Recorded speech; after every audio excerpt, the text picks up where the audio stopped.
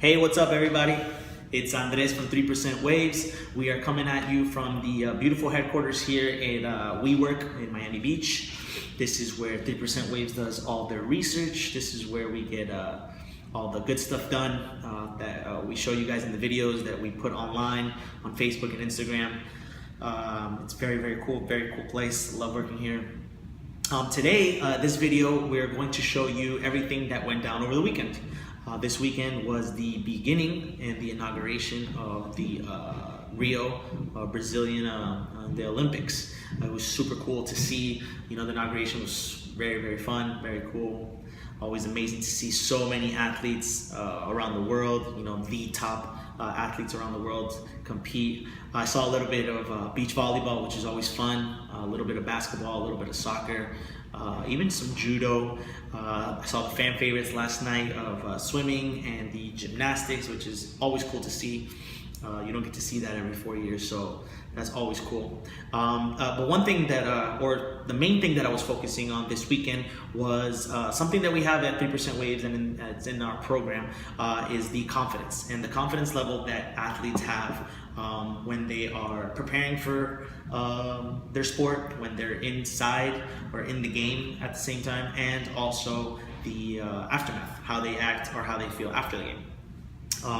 So it's I was paying attention a lot to how their confidence levels were. And that was probably the common denominator that I saw throughout the weekend in every event that I was looking at. No matter what country it was, no matter what event it was, whether it was a physical event, whether it was a more mental event, you know, like diving in comparison to, you know, let's say judo or maybe even boxing.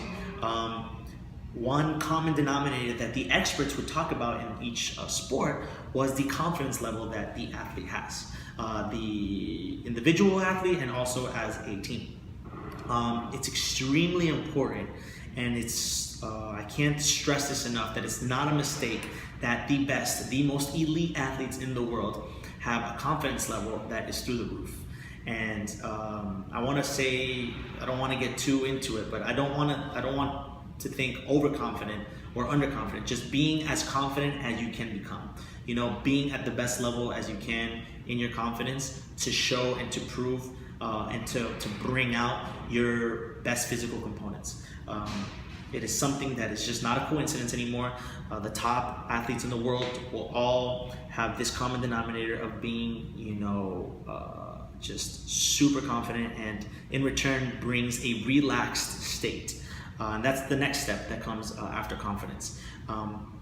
It's relaxation techniques. We have this in 3% Waves as well, and it's ways to put yourself in such a calm state and put yourself in such a calm level that it brings you to your comfort zone.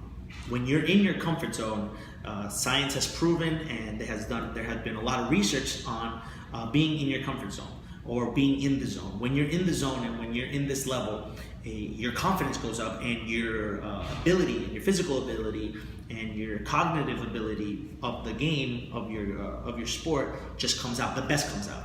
You know, it reaches to another level when you're in this relaxed state.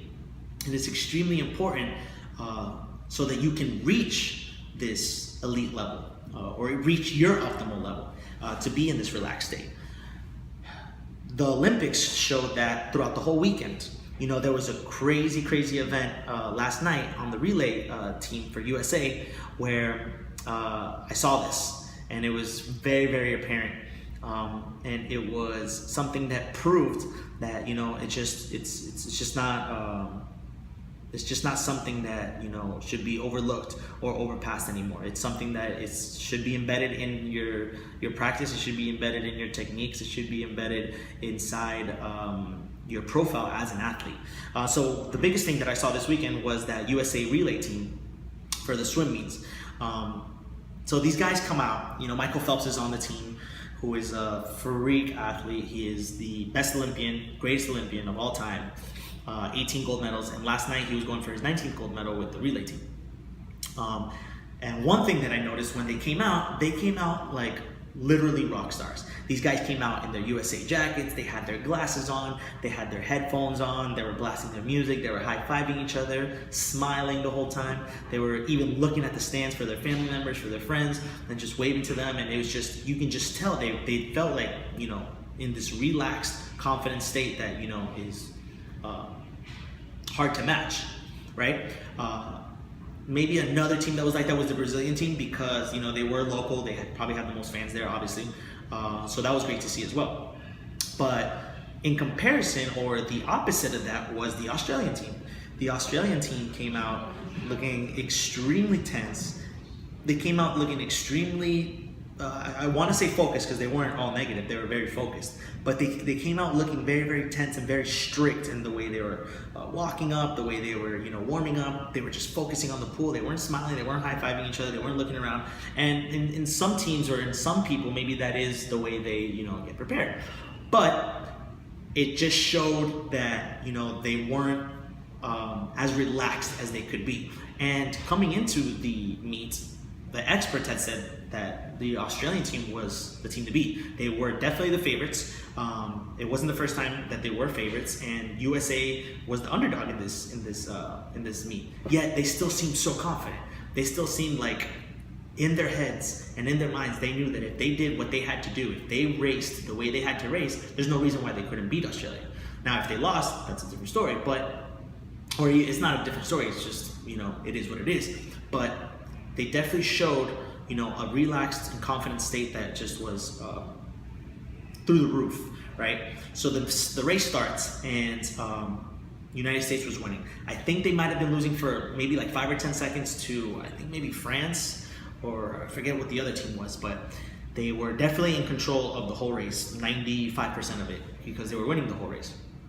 And Australia, at one point, was fourth, and they just seemed the same way they came out was the same way that they raced. They were super tense, they were backed up, and they were favorites the whole time, remember. So they didn't seem like the team that the experts were talking about. They didn't seem like the team that was supposed to win the race.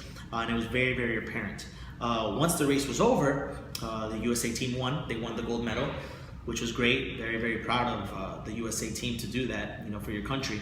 And then when they came out, it was exactly the same way they came out when the way they came in.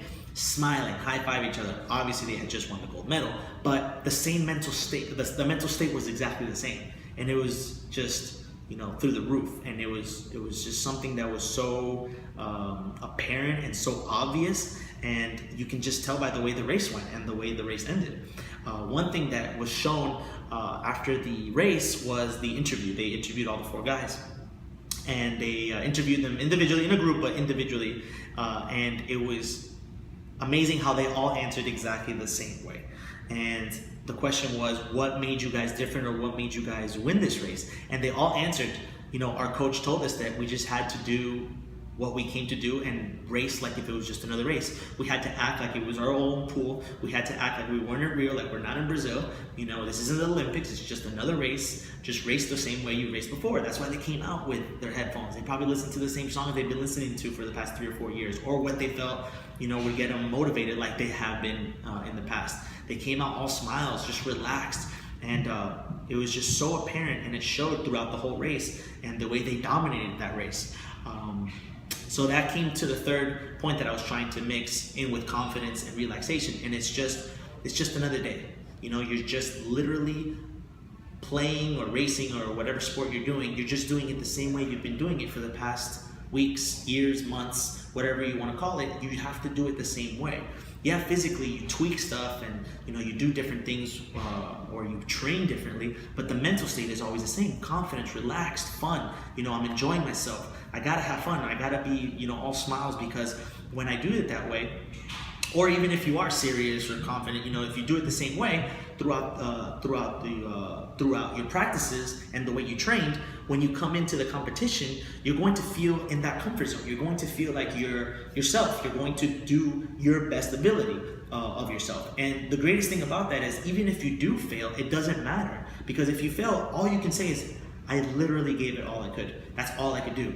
That other team was just better. That other team had a little bit more confidence maybe. That team maybe practiced a little bit more. Maybe they just got a little bit more lucky, and maybe they just had a little bit more stamina and more physical ability than me. But me, which is all I could control, I did everything I could, which is all you can ask for.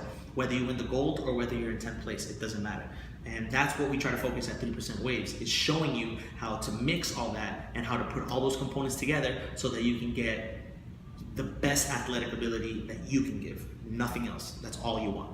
So it was really fun to see that. That was just one example of a million that happened throughout the weekend. And I'm sure will happen throughout the next coming weeks while the Olympics are going.